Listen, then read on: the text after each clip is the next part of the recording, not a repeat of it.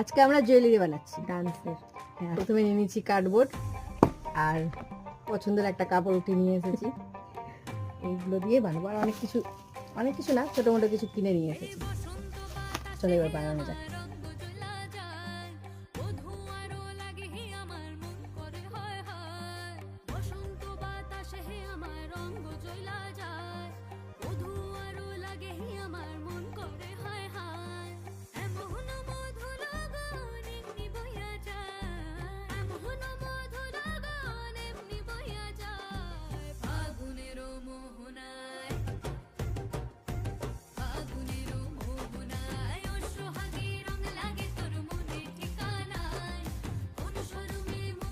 আমাদের মালা বানানো কমপ্লিট, এবার বানাবো মক্কা আলু।